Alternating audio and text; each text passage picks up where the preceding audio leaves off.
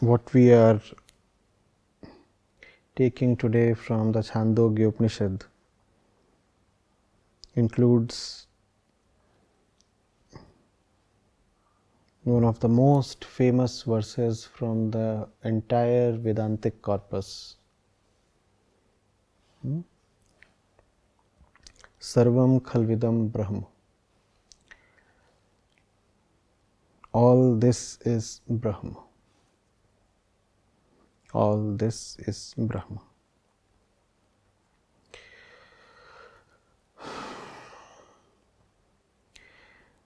Verily, all this universe is Brahma. From him do all things originate, into him do they dissolve, and by him are they sustained. On him should one meditate in tranquillity. For as is one's faith, such indeed one is, and as is one's faith in this world, such one becomes on departing hence. Let one therefore cultivate faith.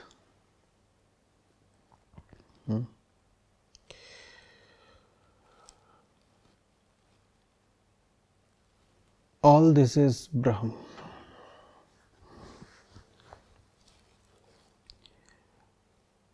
This statement holds meaning only in the backdrop of what we hold all this to usually mean.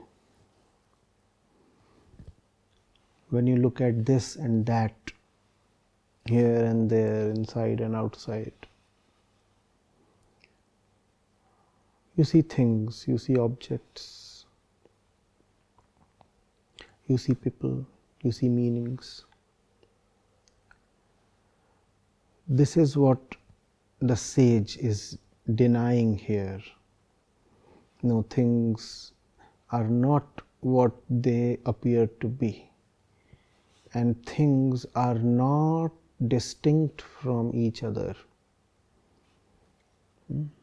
One, things are not what you think they are. Sarvam Khalvidam Brahm. Verily, all this universe is Brahm alone. Whatever you look at, do not think of that as an objective truth.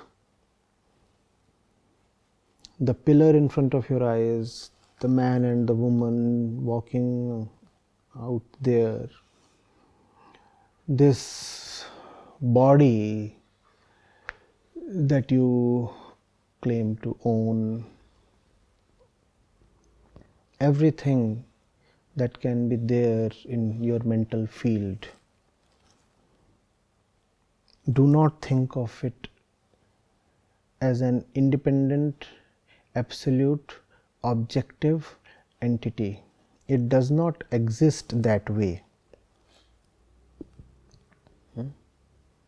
Neither are things anything that you can otherwise take them to be. First thing, things are not what they appear to you. And second thing, things are also not anything you can imagine them to be.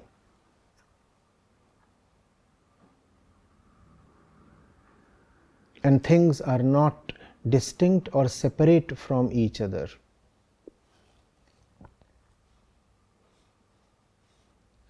One thing in its reality is not separate from another thing.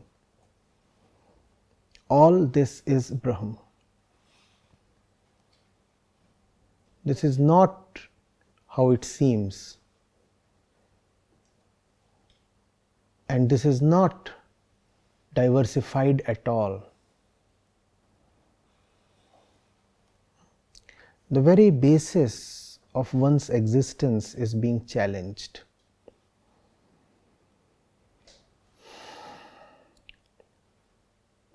We cannot exist without calling ourselves as differentiated from the other's body. If you are sitting on a chair, you cannot exist without calling yourself as separate from the chair you are sitting on. The very basis of our existence is being challenged, because this very basis that sustains our existence is also the basis of our suffering. What is being given to us is not so much of a truth, it is much more of a remedy. We are being given a medicine, and the medicine does not work if you just analyze it as a concept. You can keep the medicine in front of you and conduct experiments to know its chemical composition. And you have known a lot about the medicine, you know its molecular weight, you know what all is it's a mixture of, 1,000 things you know about the medicine. The medicine does not work that way. Knowledge may work that way, not medicines. It works when you meditate on what is being said. And therefore, the verse emphasizes so much on meditation. And the second thing the verse emphasizes on is faith, because this meditation is going to be hurtful. This meditation may set you against the one who encourages you to meditate. Now you also know why the Shanti part of the Upanishads prays that the teacher may not start hating or disliking or abhorring the disciple, and vice versa. Because the teacher runs a huge risk by saying to the student what is being said in the verse here.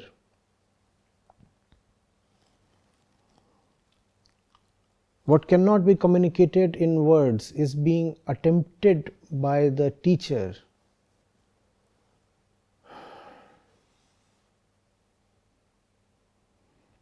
and it extracts a lot from the teacher. And the teacher also knows that the possibility of miscommunication, misinterpretation is large.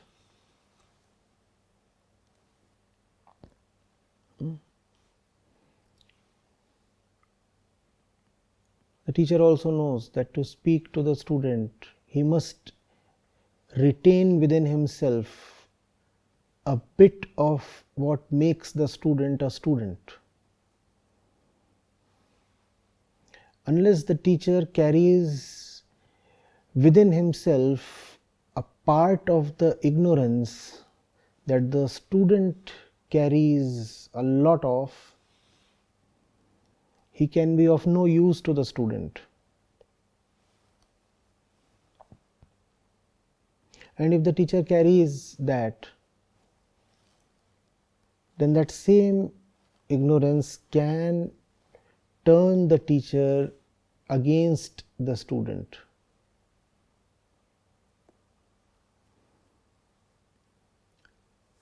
And the problems at the student's end are far easier to see. The student's very existence is being demolished. It would rather be a surprise if the student does not start hating the teacher. In fact, if the teacher is real, it will be impossible for the student to not to hate him, at least occasionally.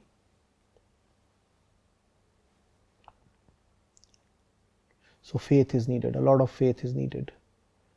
If you meditate on these words, there would be an instant recoil. because you will be threatened, then the only thing that can save you is faith. Once it has been averred, Sarvam Khalvidam Brahma, then only these two remain, meditation and faith. Meditation, so that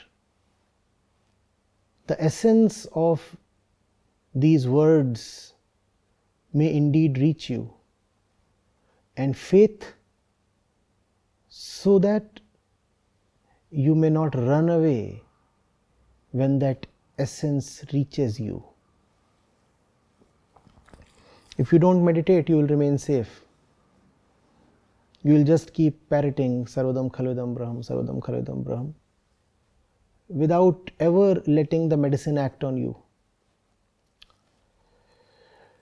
But if you only meditate without faith, then your meditation cannot last. Very soon it will become clear to you that you are entering into something tremendously dangerous, and then you will quit. Meditators without faith quit just too easily.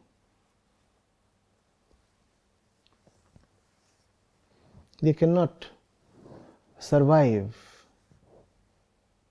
the demands that reality poses.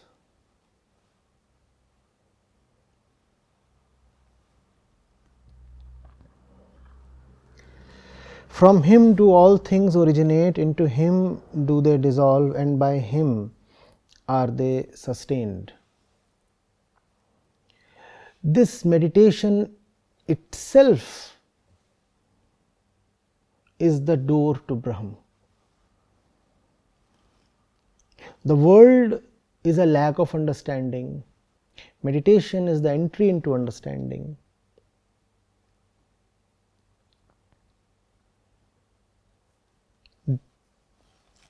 The more you understand, the more you find that your universe is being dissolved.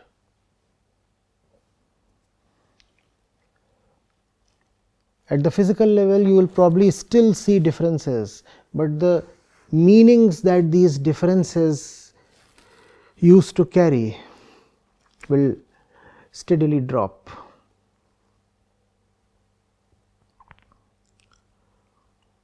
The eyes will see the wall and the window,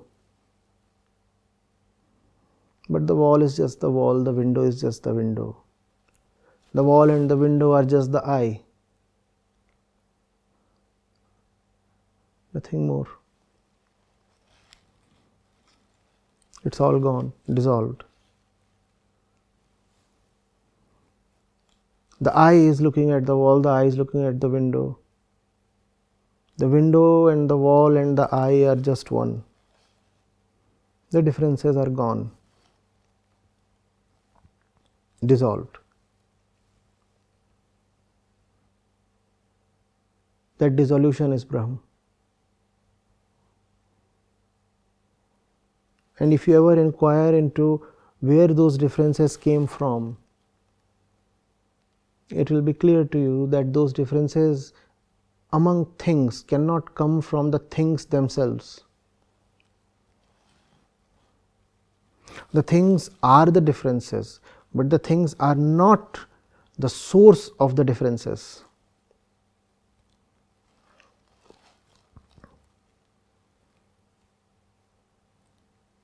You meditate on the source of the differences, you do not come to the source. However, a great things happen. The great thing is that the things themselves dissolve. That dissolution is again Brahman. You want to check the reality of things, things dissolve. You want to check the origination, the genesis of things, things again dissolve. Therefore, all things come from Brahm and all things recede, dissolve into Brahm. What makes things sustain? What makes the world run?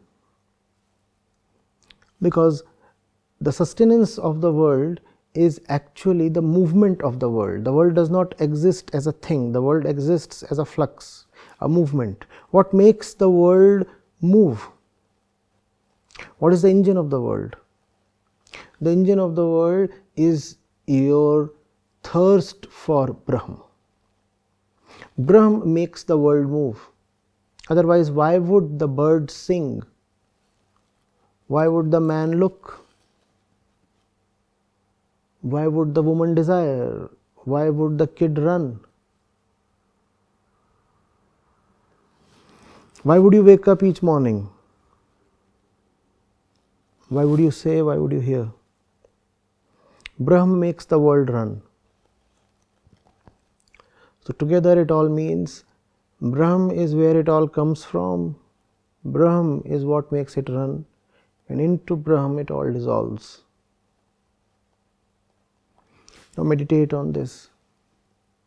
Meditate on this not in the sense that you want to know what Brahm is. Meditate on how you were fooled so easily and for so long. And we said it won't be easy because it hurts. It hurts the very basis of your existence. So have faith. Faith that you won't disappear as a result of this meditation. That truth is not dangerous. That there is no real need to continue being who you are. Have faith. For as is one's faith, such indeed one is. You are no different than the quality of your faith. If your faith is so flimsy that it requires an object to trust, then just as objects are ephemeral, objects come and go, your trust too will be very fragile. Whereas if you have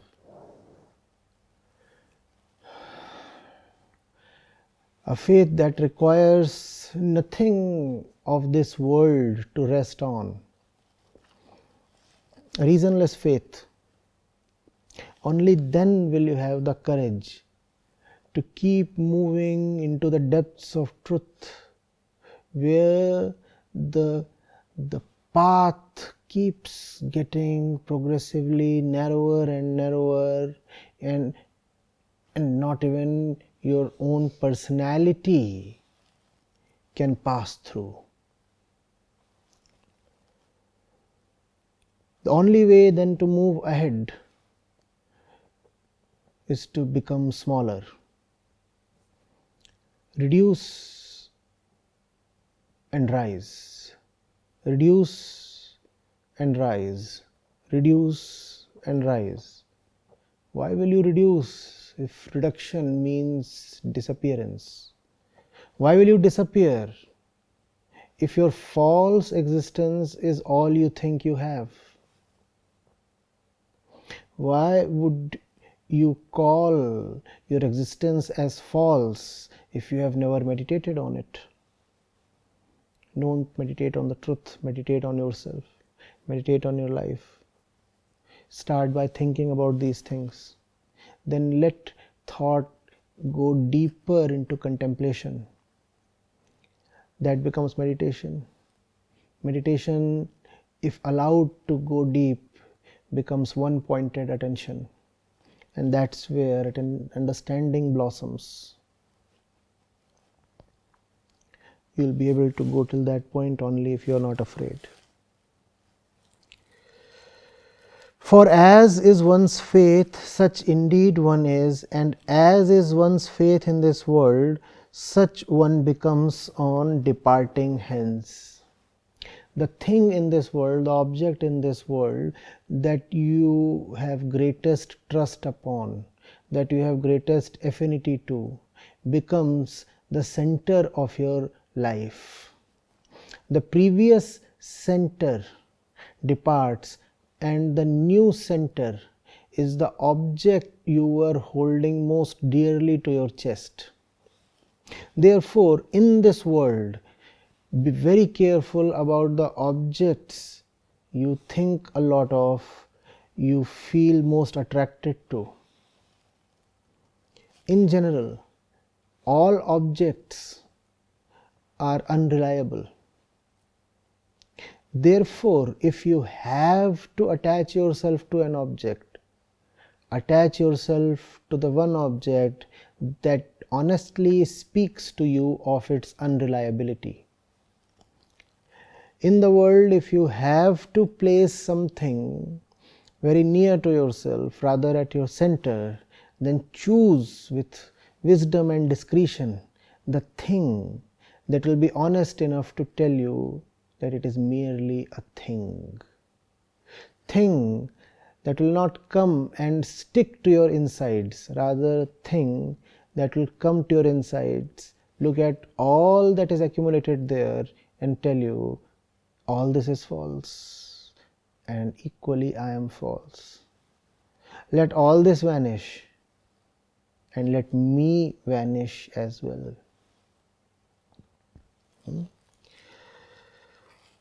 Such one becomes on departing hence. We are not talking of physical death here.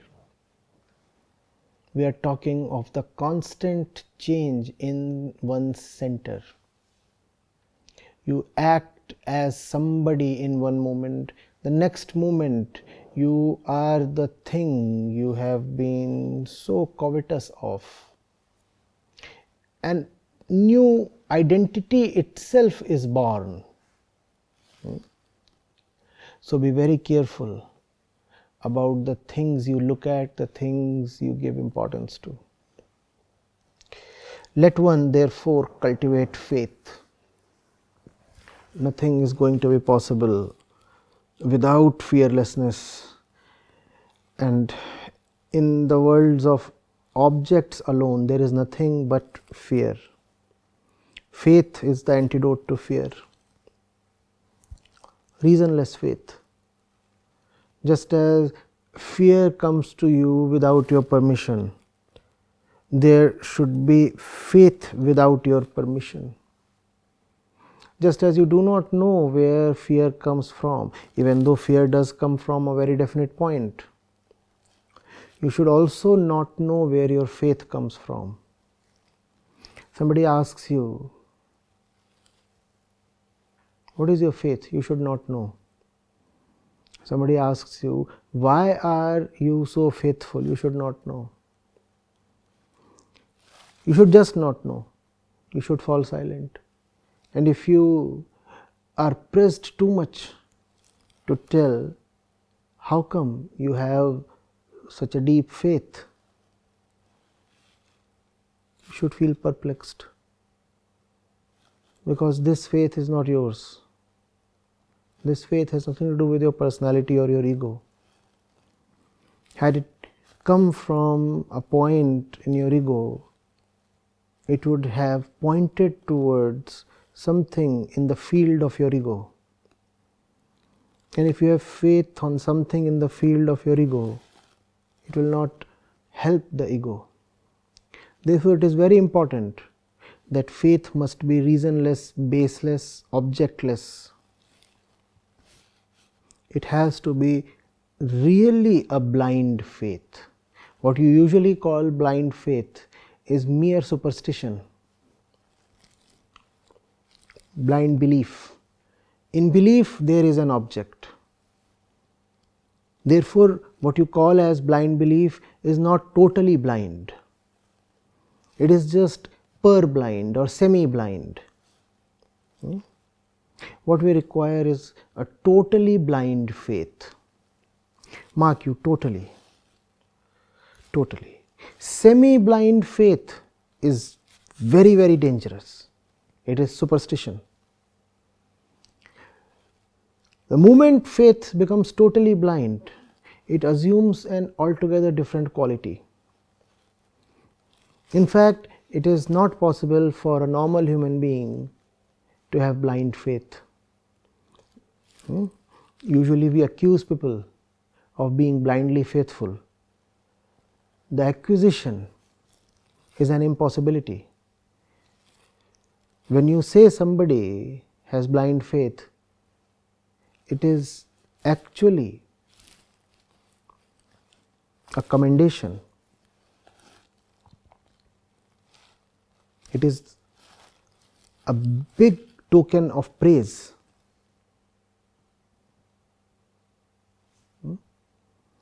Do not say this thing casually about someone.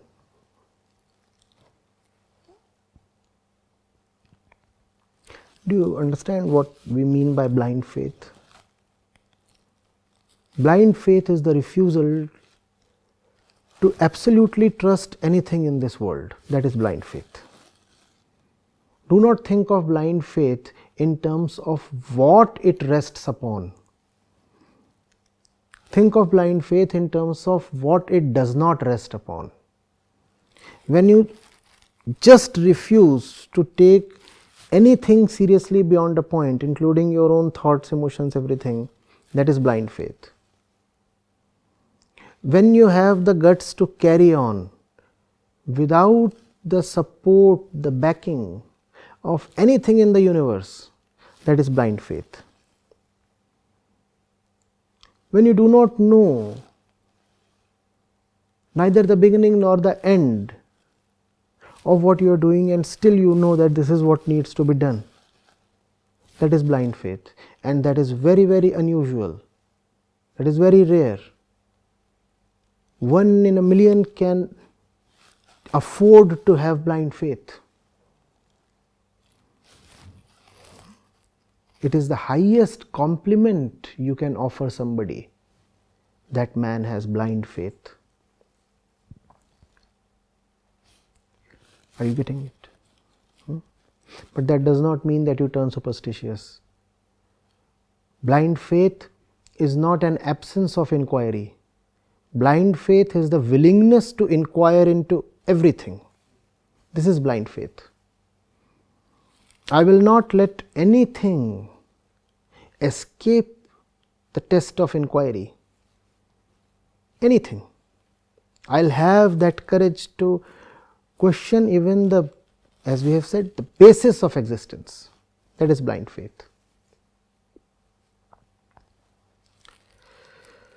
Therefore, cultivate faith. How does one cultivate faith? The process is in negativa.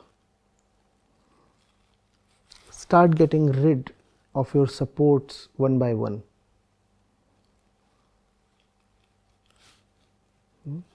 You cannot cultivate faith. You can decultivate your lack of faith. It is your lack of faith that compels you to rely on this or that in the world. Therefore, how do you rediscover your faith? By giving up your reliance on stuff in the world. Progressively start reducing your reliance on stuff in the world and see what it does to you.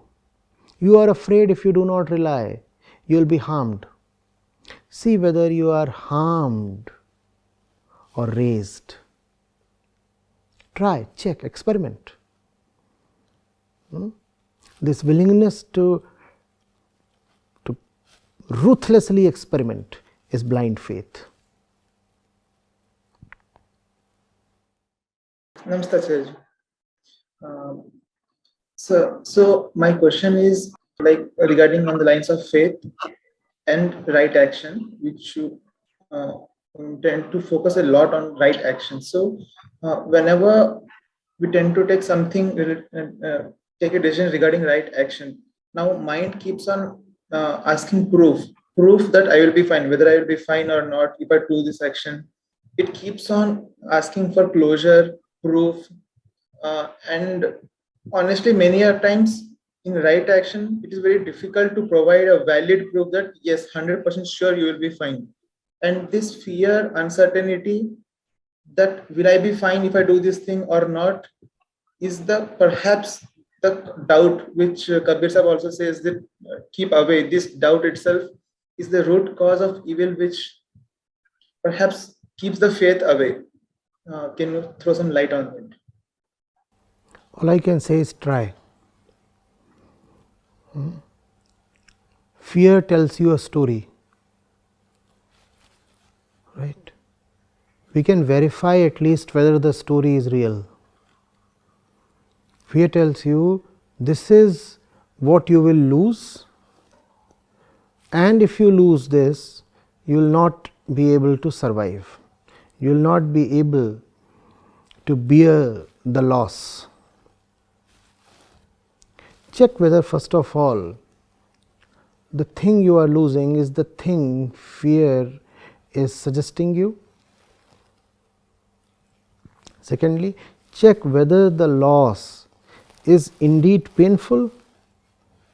It is possible that the loss is not too painful. In fact, it is possible that the loss is blissful, but you would never come to know of that if you do not experiment. Have the courage to at least start experimenting in bits. Maybe you cannot take huge risks given your current condition, but a little bit. Start from where you are.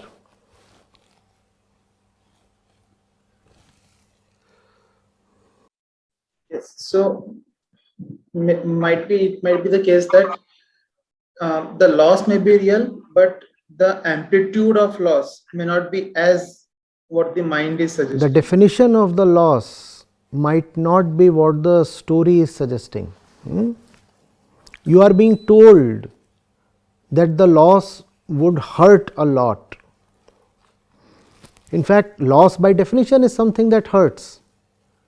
What would you say about the kind of loss that does not hurt, instead relieves you? Would you still call it loss? These things have to be tested.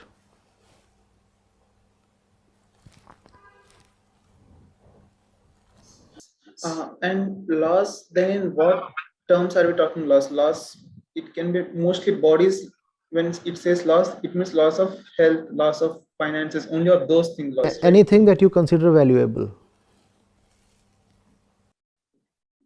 Wherever my ego has got attached to, and it seems valuable. Exactly. Thank you. Pranam Acharya. Ji. The question was that you just said, be careful of the objects of the world. And if you have to surround yourself, what I heard was that surround yourself with the one that are openly unreliable. So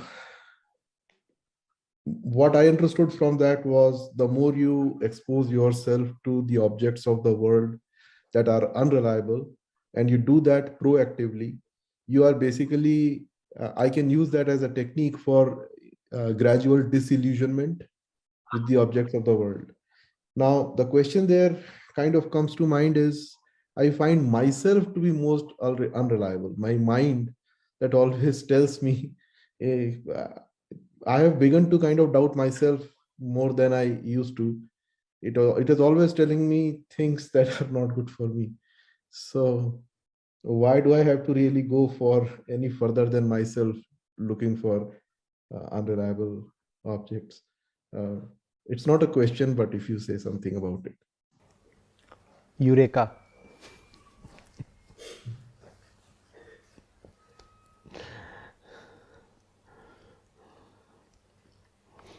You can see that the most unreliable one is within. Jackpot. It is not always, but at times I get glimpses. It is not a constant thing. I do rely on myself also. but at times I realize that I am just deceiving myself.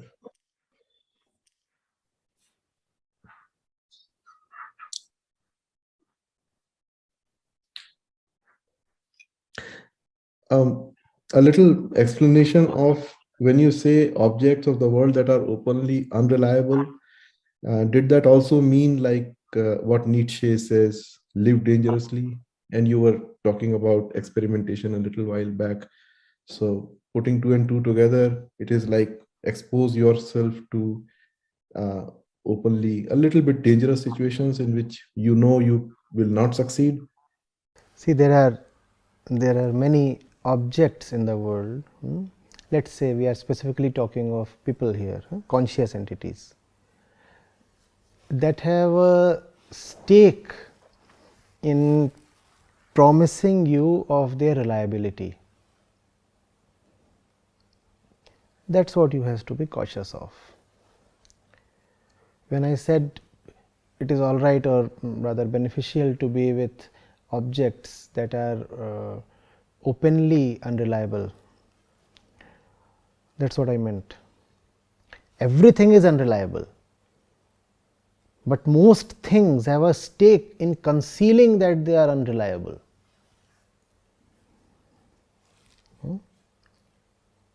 It's far better to be in the company of someone who exposes the unreliability of everything, including the one who is exposing,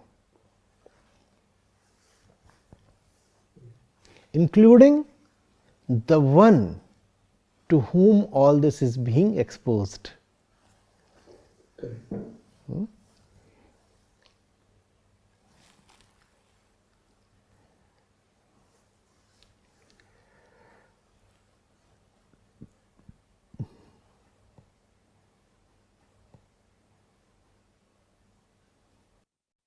Thank you. Acharya. I have a sort of a follow-up question on this discussion. Yeah. So we were discussing that, we were explaining that blind faith, real blind faith is when you are not trusting anything, essentially, including yourself, including the world, everything. But at our level, we have to trust the words of the Guru. So is it that if you are trusting, if you have to trust someone, trust the words of the Guru and nothing else? No, nothing. So in the world, do we just trust the words of the Guru and nothing else? That is why you do not benefit much from the Guru, because you trust his words. Trusting is such a lazy business, no? I don't need to get close to what is being said. I don't need to examine it. I just need to take it on face value and let it be. Oh, something has been said, fine, it is coming from the Guru, it must be all right. This is a clear lack of love and engagement. The Guru should be the last person you should trust. His words are there to ignite inquiry in you, and instead of being full of inquisitiveness, you rather turn dull and let his words pass you without any meaningful interaction.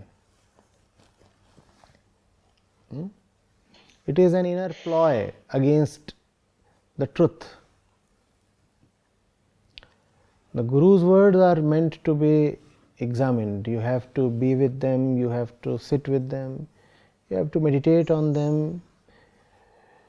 If your self so wants, then you have to rebel against them. You have to be furiously, militantly in opposition of them.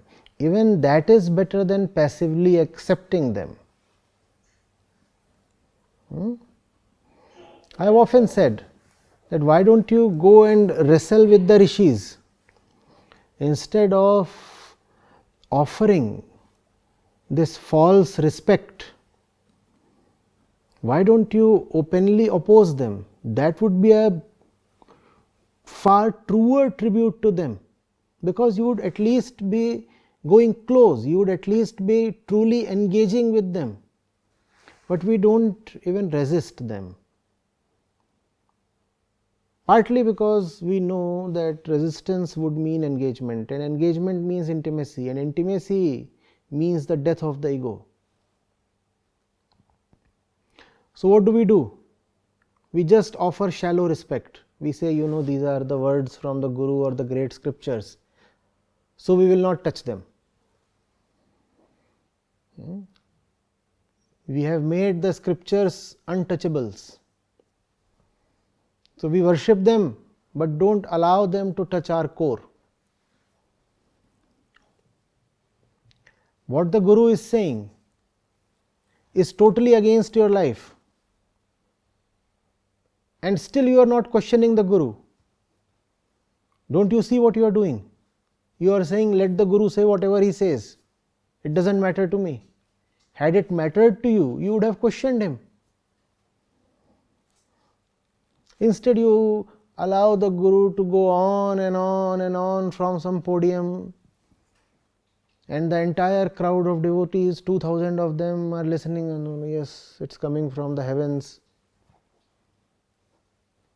It merely means there is no relationship.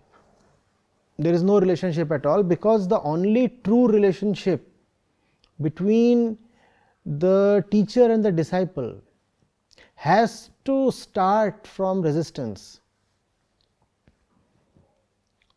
Things like acceptance or devotion or surrender come much later, much later. The first thing has to be honest resistance. But there is no resistance. Or if there is resistance, then there is very sick kind of resistance. There is no healthy inquiry. No healthy inquiry. If what you are saying is this, then how come this is that? That is not happening. Especially in the Indian context, it befuddles me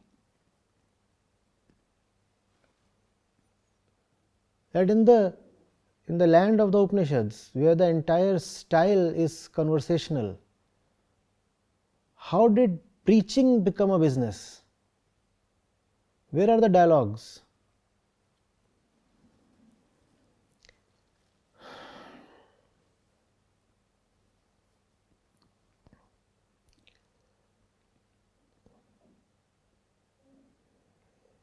Long monologues.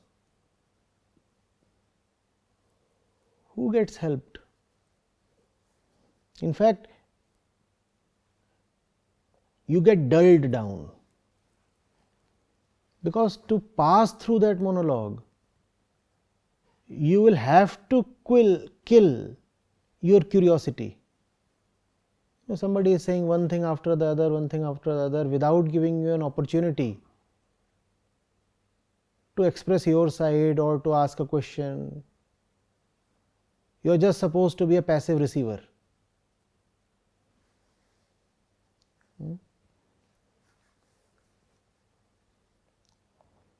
This thing that we are talking of cannot be received in a passive way. It can be received only in love. And love abhors fakeness.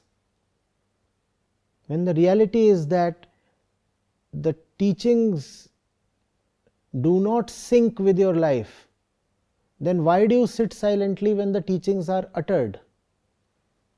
Your life is a proof that you do not like the teachings. Had you really liked the teachings, they would have shown up in your life. But look at your life and look at the teachings. There is no commonality, and still you happily sit through long discourses without uttering a word. Is that not hypocrisy?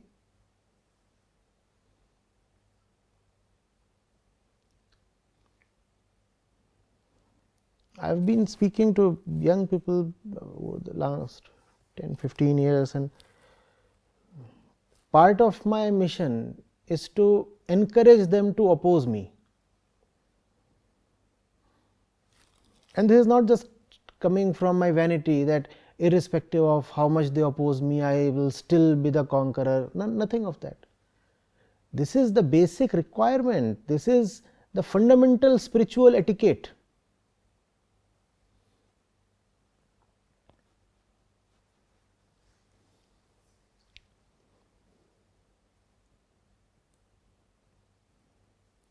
But Acharya,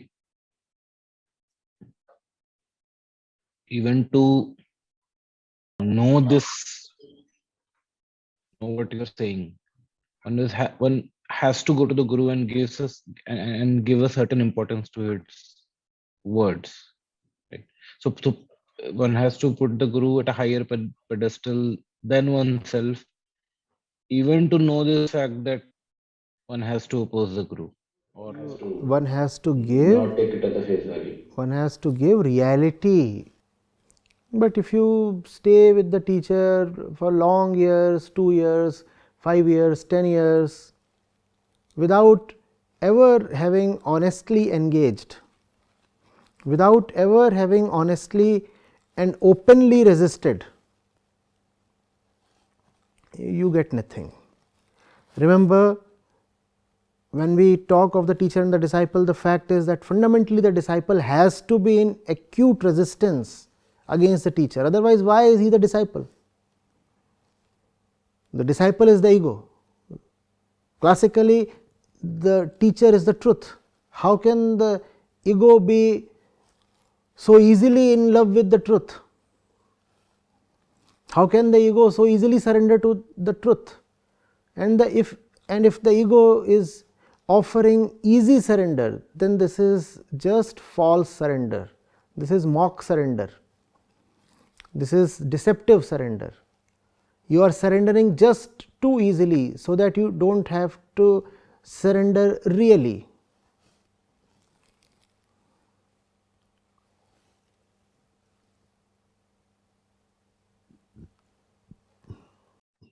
so essentially surrendering will begin with resistance. Obviously, you offer resistance and then you see whether the other can overpower you. And if the other can overpower and overwhelm you, then you surrender, and that's fair.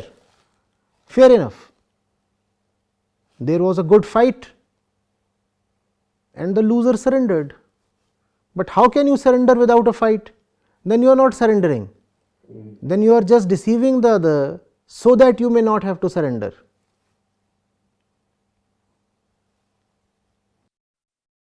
But one does know somewhere that this path of resistance is going to lead to surrender. Therefore, one does not resist, because if one resists, one will have to surrender. If you openly fight with the teacher, you are afraid you will be defeated. So you prefer mock surrender. You say, if I openly fight, I will be defeated.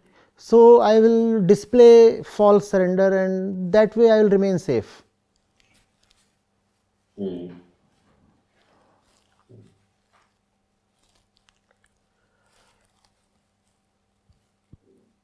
You know, that way not only do you remain safe, but also the false teacher remains safe.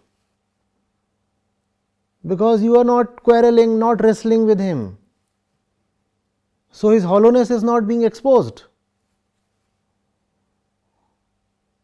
Have a good fight, knock him on the face. Good for you if he crumbles. You have been saved from a false guru. Thank you, Ajay.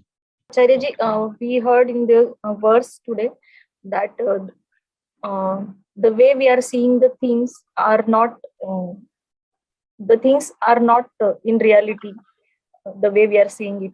It is not the reality. Right? For the things.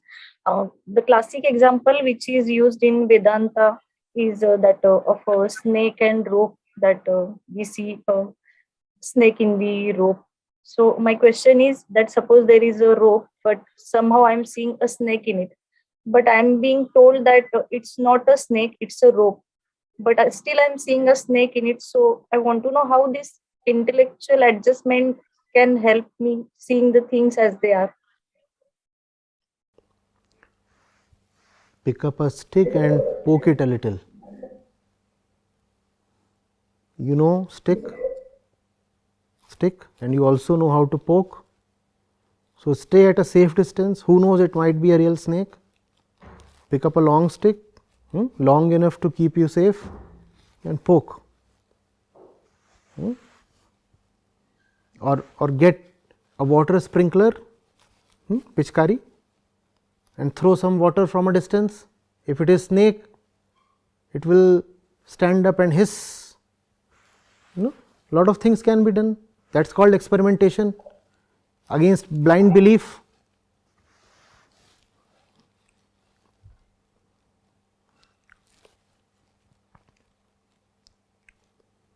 Yes, but my question is that that state really can be achieved by these intellectual adjustment and thought process and the knowledge which we hear. That Experiment, try, test, inquire.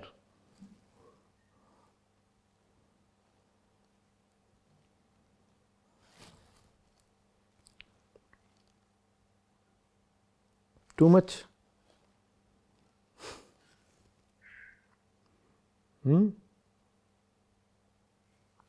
Observe.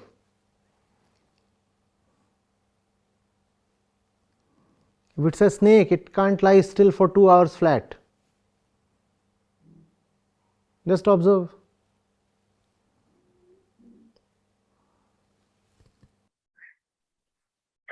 okay, and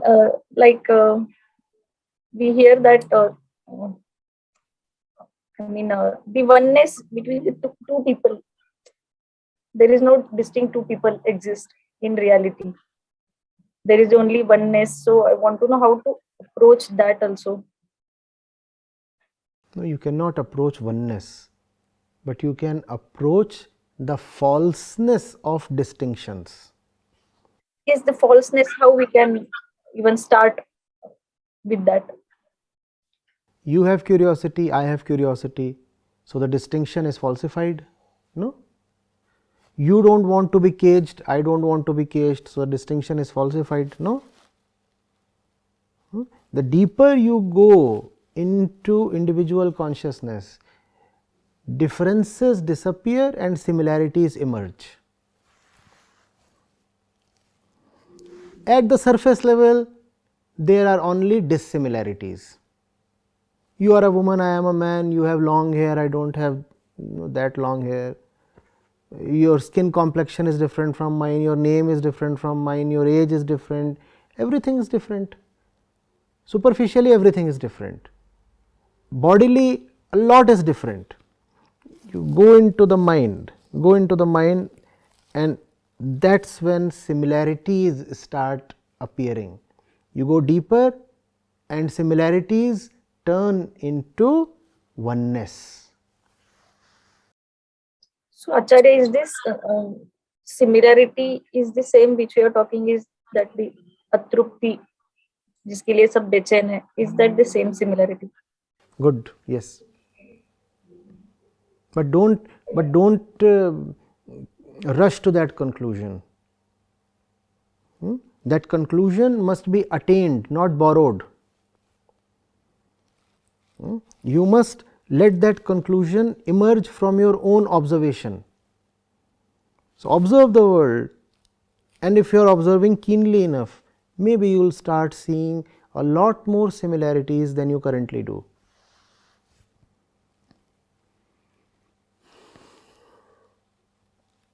And Acharya, in first session of this first part of this session, we heard that Maya is sitting in each one of us, and which sets our goal and which makes us run after it. We were talking that, and in this verse we heard that it is Brahma only. It is Brahma because of whom the world moves. So I see a conflict in that. Maya looking at itself is Maya, right? Brahm looking at itself is Brahm. Maya does not exist for Brahm. Maya exists only to itself. All this, when you say, is Maya, when you say all this is Maya, all this is Maya, right? Then it is to Maya that all this is Maya. The scriptures say both the things, don't they? On one hand they say all this is Maya, Jagat Mithya. On the other hand they also say all this is Brahm. So you should be puzzled. How is it that the scriptures are saying both the things? Depends on you. If you are Maya, then all this is Maya. If you are Brahm, then all this is Brahm.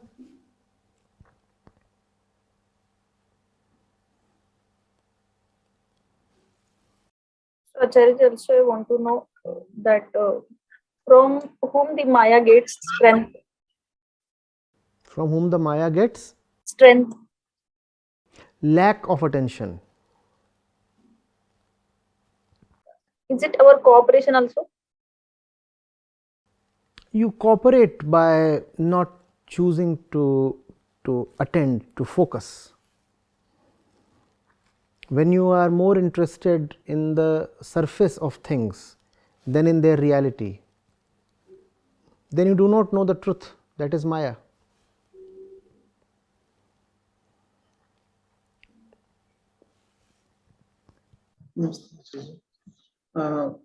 So in this verse, it is mentioned that on him should one meditate in tranquility. So I was wondering, why was this word tranquility is used? Maybe because, for example, Why were? why was the word tranquility used in the verse? Because my perhaps my explanation is that because, for example, if you try to see our face in a water which is quite turbulent, we cannot see through clearly. Good, good, good. That's also a classical analogy from Vedanta. That if the water has waves or ripples, then you cannot see the moon's reflection very clearly, so the water has to be still. Yeah, that's classical Vedanta. So perhaps that means that we need a certain atmosphere to better understand and grow, because our external situations can in fact impact us to think properly, to grow also. Good, good, good, good. Okay. Okay, so that especially might be an indication towards people around us, situations around us, work around us, all of those things. Good. And if you continue down this line, you will come to something dangerous. Okay, maybe what like Vikram sir was explaining before about my mind itself. Maybe. I don't know. You have to figure out for yourself. So at least, yeah. Okay, then I will try to understand more then. Yeah. Yeah. Acharya.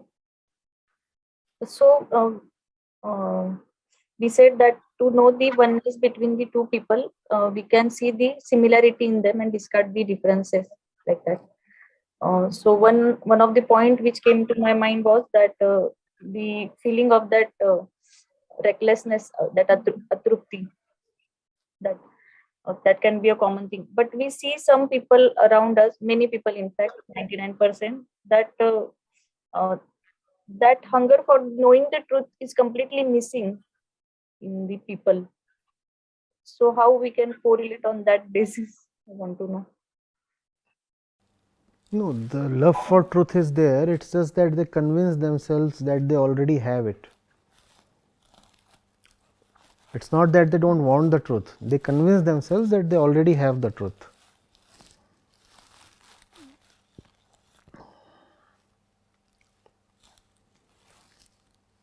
and they would therefore avoid all situations where it is exposed that they are living falsely, and hence they will avoid Vedanta in particular, because Vedanta becomes dangerous. And is it that we should also avoid such people? We should also, Avoid such people. it depends on your strength and resolution. If you can be a doctor to the sick one, approach him. But if the sick one is going to infect you back, then probably it's not the right time yet.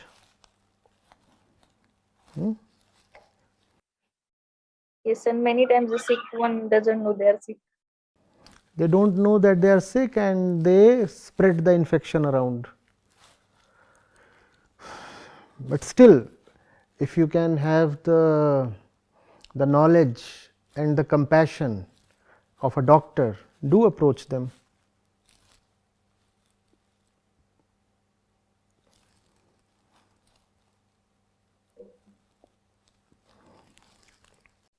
Yes, that was my question.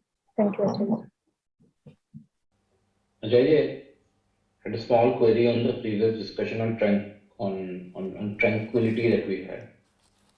So is this definition of tranquility completely different from external tranquility that we generally define?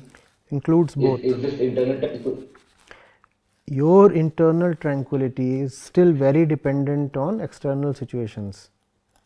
Therefore, you cannot have internal tranquility without bothering for your situations. So, it includes both. You are still not where you can be tranquil irrespective of the situations. You have to be particular about the situations as well.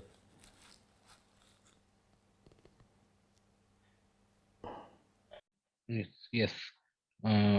But the way we generally define tranquility is, where there is, not much thought, or it's a externally peaceful place.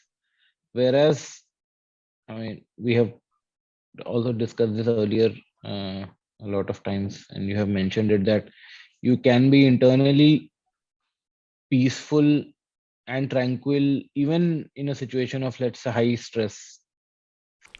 That is Or an achievement. That is a potential possibility, but that is not the reality of most people. Most people are just too vulnerable to their surroundings, to their environment. Therefore, the environment must be taken care of. Rare is the one who can maintain his internal tranquility irrespective of the environment. But that is the objective. That is where we all must reach. But you cannot reach there if you do not take care of your environment. Therefore, take care of your environment even if you want to become free of the environment. If you want to gain freedom from circumstances, ensure that you are firstly choosing the right circumstances for yourself to the extent you can choose. Yes.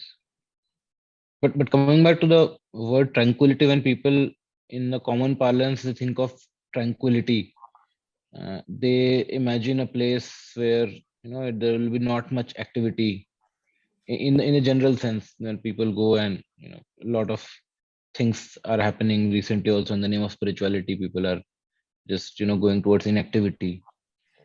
So I was just trying to understand that the relationship between tranquility and intense activity. So is the tranquility, as mentioned in the Upanishad, if we think of it in external sense, would it more be a place of intense activity, or would it be a place where there is not much activity and just inactivity, or It has picturesque place or something like that. it has to be a place that supports inner tranquility.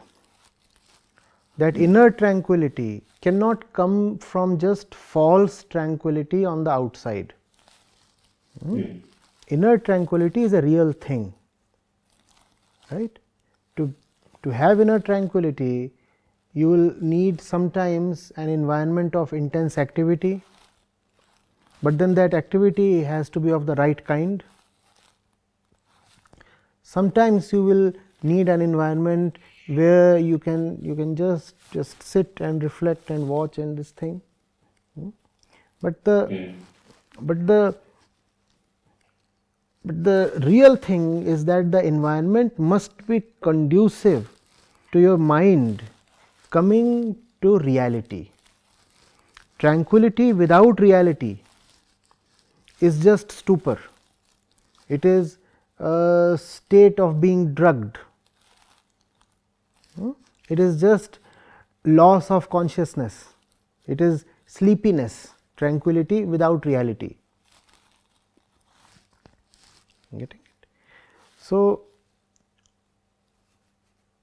in the sense in which tranquility word comes here, it means a state in which you are not attracted by nonsense. Falseness does not matter too much to you. That is what tranquil means here. Disturbing elements, elements of no value, are either not present, or even if they are present, you can see through their falseness and hence give very little value to them.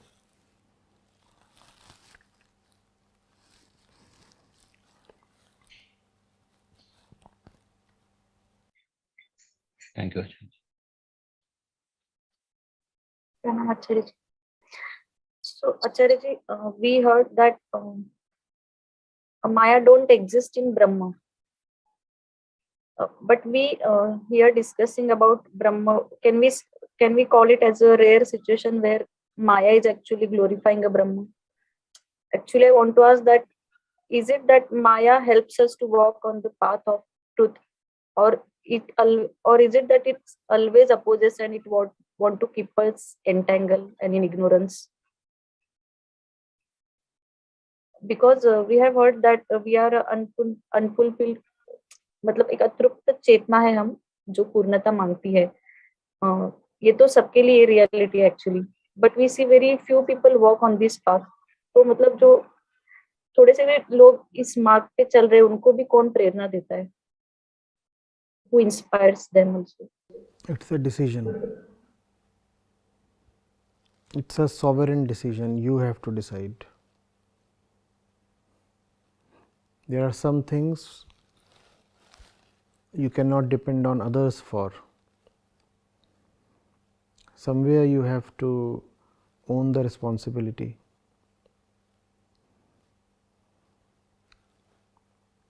It's a choice that you make. If you say the choice is inspired by others, then the same inspiration is available to others as well, but they don't make that choice. So, there is no explanation. The only answer is its choice. At some point you have to say yes or no, you have to make a declaration.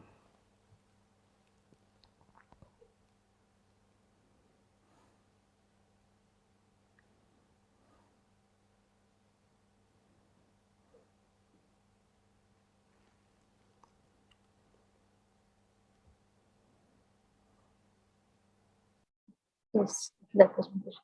Thank you, Acharya. Pranam Acharya. Acharya, could you elaborate a little when you say do experiments? What exactly does that mean?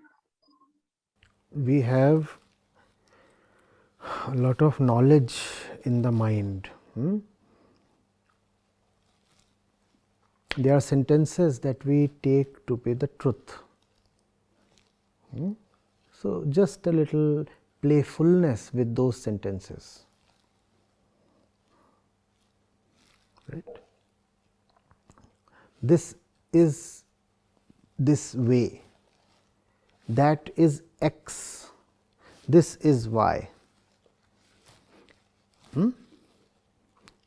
X comes from t, z is bigger than y. A is the same as c. All these things sit very deeply in our minds, unchallenged, unexamined. So, can we just withdraw the respect for a while and be a little playful? That is all.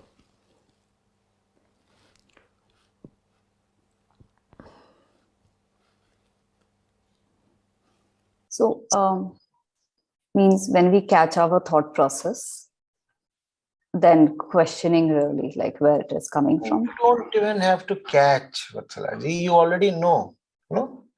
There are certain things that we follow as principles. There are certain things we take as facts. There are certain stories we deeply believe in.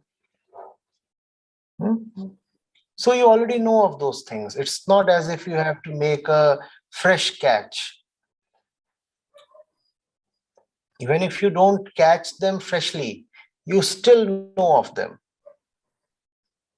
So why not put them in the dock for once? Why not withdraw the authority that they carry for a while? Why not engage playfully with them and ask them a few nice questions?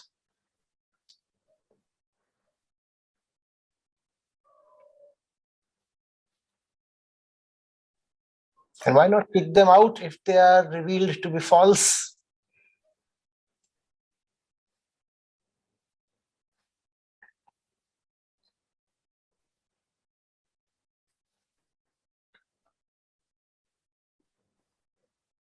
So when I say catch, Acharya, what I mean is that we have things running in our minds, right? When you become aware, and then you realize that these are assumptions, and then you question. But when you say that we need not catch, it is already there, does that mean sit and think about all your assumptions? Obviously, you see, the things that circulate in your mind are anyway not fresh, right? It's just the old past thoughts, conclusions, memories, recycling and regurgitating themselves. So whether you catch them afresh or whether you pick them from the old storehouse of memory, it's much the same thing. What's of importance is examination.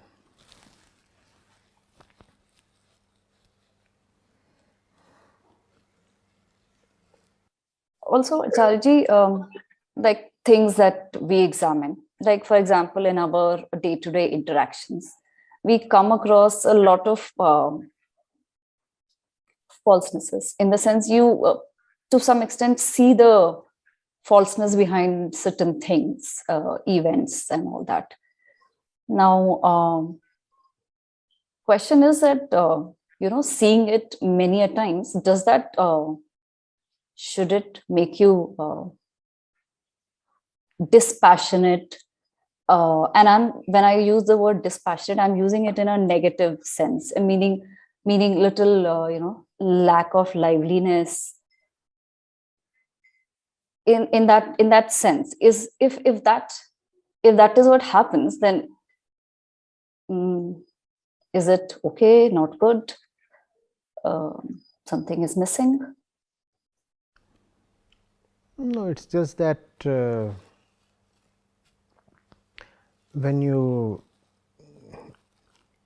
really watch falseness and disown and get dispassionate, then you find a lot of free space released.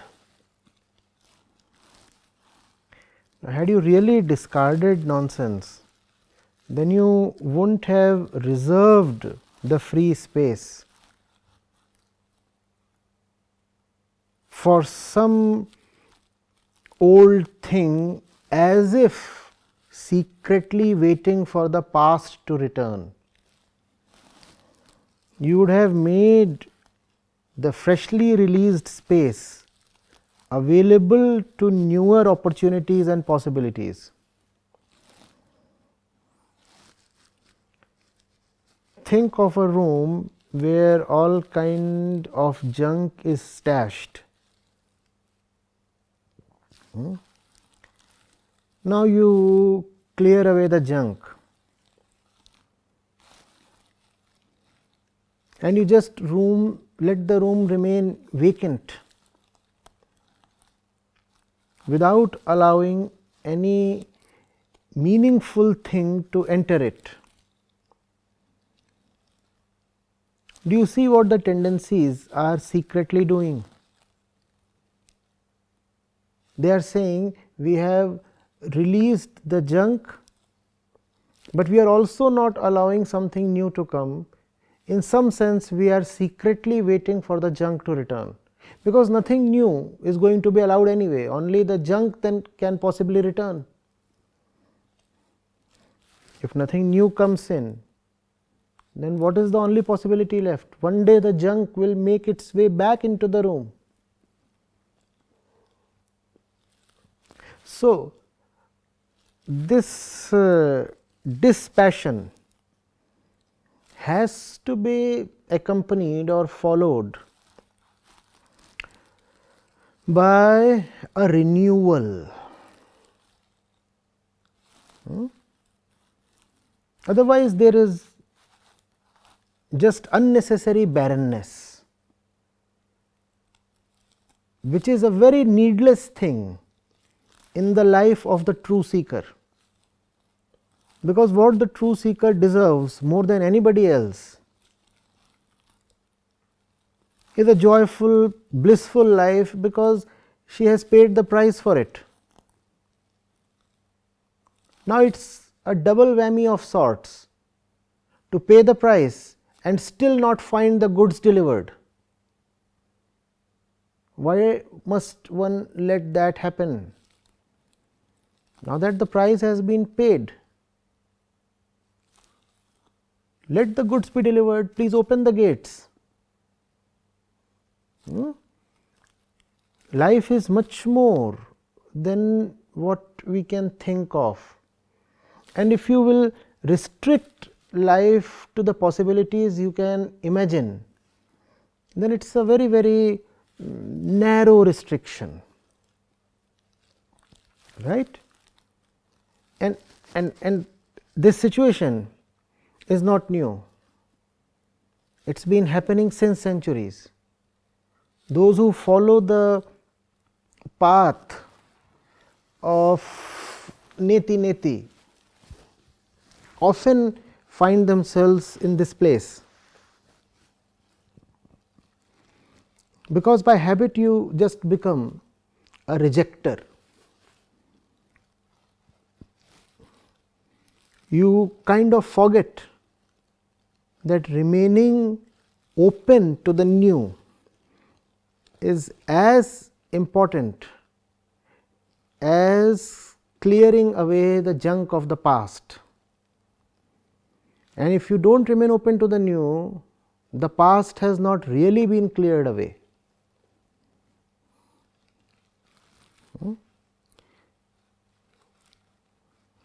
Right? So, that rejuvenation must be allowed, must be welcomed.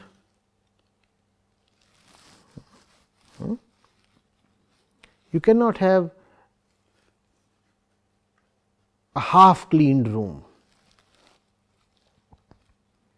You cannot have a situation where things are gone, but their memory hasn't. The memory is the thing.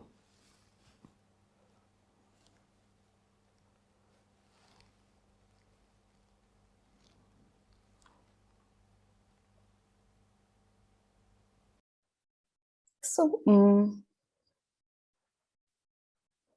okay. So you're saying the lack of, maybe passion might not be the right word, a certain liveliness, right? So are you implying that lacking that liveliness is actually missing out on the things that have been rejected? Obviously, obviously, it is a state of mourning.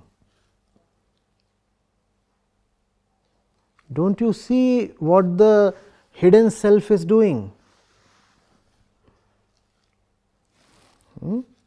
It is in a state of mourning. And if it is in that state, what has been cleared or disowned? Nothing. Therefore, the process of cleansing is complete only with a rejuvenation.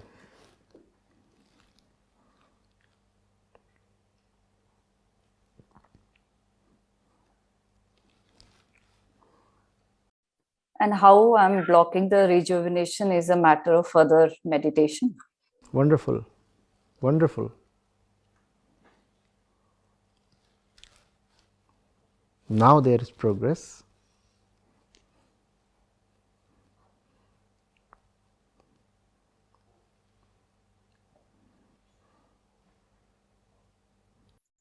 Thank you, Acharya.